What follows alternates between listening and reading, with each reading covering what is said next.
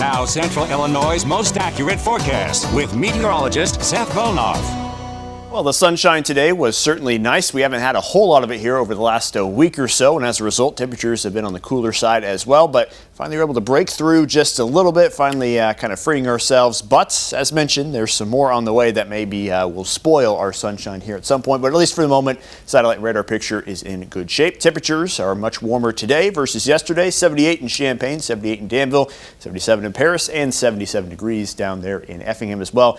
Thing is, it's been a windy one out there. We have winds between 10 all the way up to 25 miles an hour, and notice the direction out of the northwest. That's where all that smoke is here at the moment, so that's going to play into the forecast as we head on into the weekend.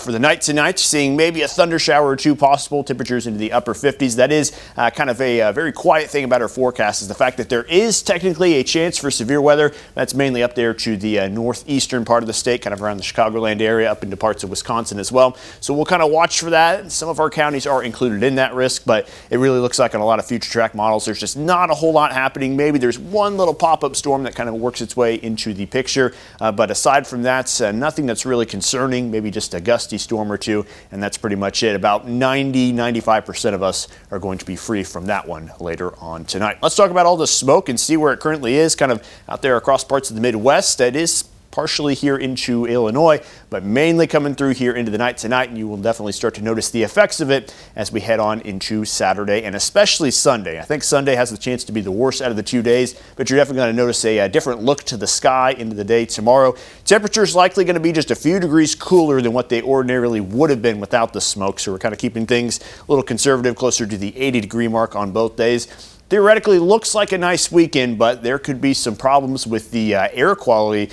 as we move ahead in time. Let's just take a look at the future track here for some of that smoke. That wave again moving in here later tonight. And then as we head on into Saturday, it will definitely be overhead, but I think the second little plume moving through here as we get on into Sunday, that's going to be something to really contend with, especially if we kind of get the center of that, because then that could really start to cause some air quality problems as it could mix on down to the surface a little more effectively. As long as that smoke's around, it's definitely going to impact our high temperatures, as mentioned here for this weekend, keeping things just around that 80-degree mark.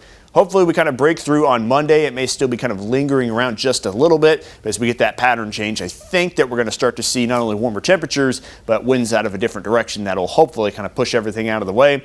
Then eventually some rain chances are on the way as well as we get a little warmer. We're also expecting to get a little more humid. The muggy meter starting to bring conditions up there into that yellow and orange category, which is kind of where you need to be to kind of fuel some of your rain chances, which we haven't seen a whole lot of here lately either. So we head on into Tuesday and Wednesday this coming week, start to get some of the more widespread opportunities for rain that we've seen here in the last couple of weeks. Here's like a future track that shows the next system marching across that is going to bring a decent amount of rain along that cold front, maybe some storms along with it as well.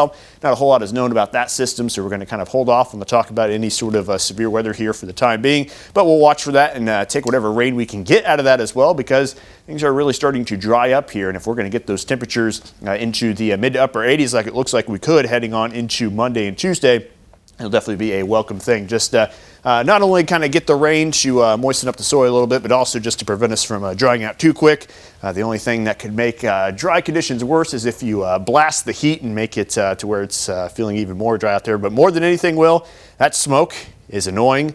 We don't want to have to deal with it. That's why I'm looking for some invention to just get rid of it. Yeah, I don't know, just when you can feel it in the air. Yeah, feel it in the air, and you wake up, you look outside, and you're like, what's happening? This almost looks apocalyptic out. Yeah. That's weird.